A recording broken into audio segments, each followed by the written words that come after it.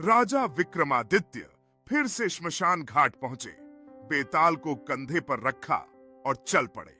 बेताल ने कहा, राजा, अब मैं तुम्हें एक और कहानी सुनाता हूं, लेकिन याद रखना, यदि तुमने उत्तर दिया और सही निकला तो मैं फिर से उड़ जाऊंगा।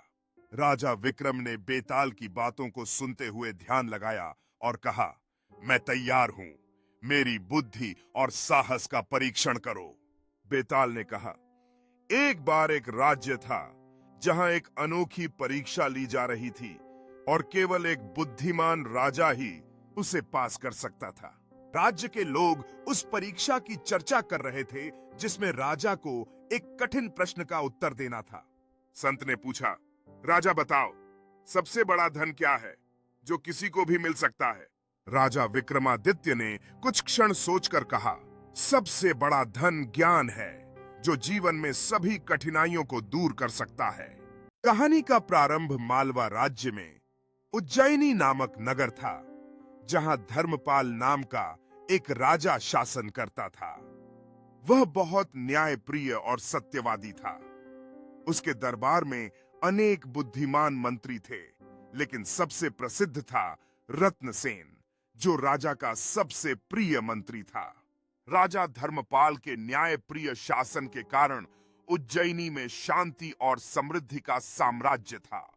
लेकिन एक दिन दरबार में एक संकट उत्पन्न हुआ, जब एक दुष्ट व्यापारी ने राज्य की शांति को भंग करने की कोशिश की।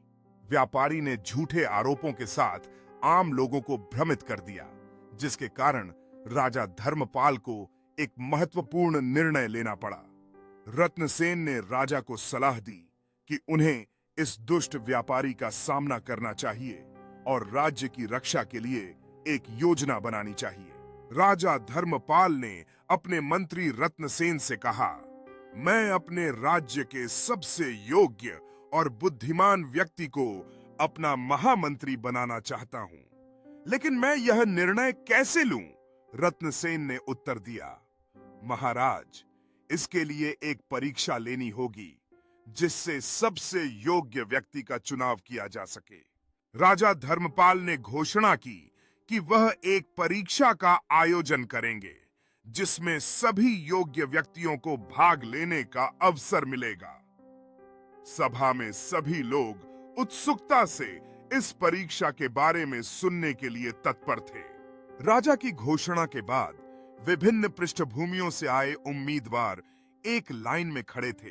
उनके चेहरों पर दृढ़ संकल्प था। वे सभी अपना ज्ञान और कौशल दिखाने के लिए तैयार हो रहे थे। पहला उम्मीदवार आगे बढ़ता है और अपने विचारों को राजा धर्मपाल और अन्य मंत्रियों के समक्ष प्रस्तुत करता है। राजा ध्यान से सुनते हैं। उनके चेहरे पर जिज्ञासा और मूल्यांकन का मिश्रण है। राजा ने अपने राज्य से 3 सबसे बुद्धिमान व्यक्तियों को बुलाया।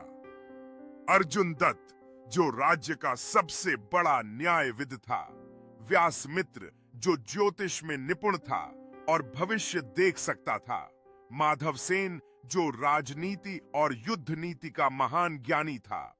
राजा ने कहा, तुम तीनों को एक ही परीक्षा देनी होगी। जो इसे सफलतापूर्वक पूरा करेगा वही महामंत्री बनेगा।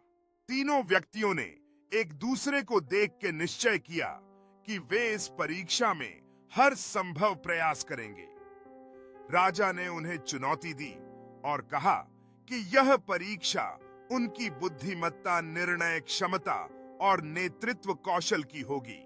अर्जुन दत्त ने न्याय की गहराइयों को समझते हुए अपने विचारों को एकत्र किया।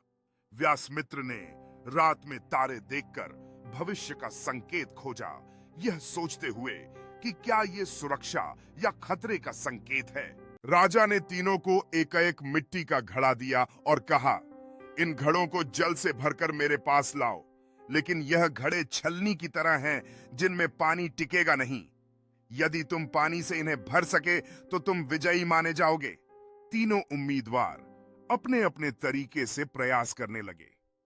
पहले उम्मीदवार ने पानी डालना शुरू किया, जबकि दूसरे उम्मीदवार ने सोचना शुरू किया कि क्या उसे अलग तरीका अपनाना चाहिए। तीसरे उम्मीदवार।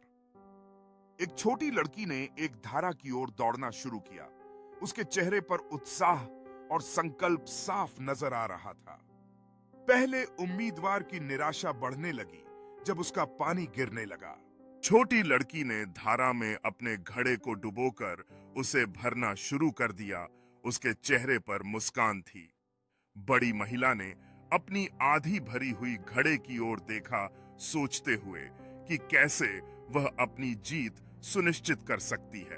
अर्जुन दत्त ने घड़े को कपड़े से लपेटा ताकि पानी अंदर रहे, लेकिन यह असफल रहा। व्यासमित्र ने भविष्यवाणी करने की कोशिश की कि यह घड़ा कैसे भरेगा, लेकिन उसे कोई उपाय नहीं मिला। माधव सेन ने समझदारी से घड़े को पहले मिट्टी से भर दिया, फिर पानी डाला, जिससे पानी टिक गया। माधव सेन ने घड़े को पहले मिट्टी से भर दिया, फिर पानी डाला, जिससे पानी टिक गया। यह देखकर बाकी लोग आश्चर्यचकित रह गए और उनकी बुद्धिमत्ता की सराहना की। सभी लोग माधव सेन की चतुराई की सराहना करते हैं और उनके समाधान पर चर्चा करते हैं। गांव का दृश्य सूर्यास्त के समय में, जहां यह घड़ा गर्व से खड़ा है। माधव सेन अपने तरीके की व्याख्या करते हैं, जबकि गांव वाले ध्यान से उनकी बात सुनते हैं। उनके चेहरे पर जिज्ञासा और सम्मान की भावनाएं स्पष्ट होती हैं। इतना कहकर बेताल ने राजा विक्रम से पूछा, राजा विक्रम बताओ कि राजा धर्मपाल ने महामंत्री के रूप में किसे चुना और क्यों? राजा विक्रम ने गहराई से सोचा और कहा, ए बेताल, एक महामंत्री ऐसा होना चाहिए जो न केवल बुद्धिमान हो, बल्कि अपने राजा और प्रजा के लिए प्रतिबद्ध भी हो। एक ऐसा महामंत्री जो कठिनाइयों में मेरा समर्थन करे और सही निर्णय लेने की क्षमता रखता हो, यही मेरी आवश्यकता है, राजा विक्रम ने कहा। बेताल ने राजा विक्रम की बातों को ध्यान से सुना और कहा, लेकिन क्या तुम जानते हो कि धर्मपाल किसे चुनने वाले हैं? राजा विक्रम ने उत्तर दिया, मैंने यह कभी नहीं सोचा। मुझे यह जानने की उत्सुकता है कि धर्मपाल किसे चुनेंगे और क्यों। बेताल ने कहा, धर्मपाल को अपने राज्य के सबसे योग्य व्यक्ति की आवश्यकता है, लेकिन क्या तुम अनुमान कर सकते हो कि वह किसे चुनेंगे? राजा विक्रमादित्य ने उत्तर दिया, राजा ने माधव सेन को महामंत्री चुना क्योंकि उसने समस्या को केवल ज्ञान से नहीं, बल्कि व्यावहारिक बुद्धि से हल किया।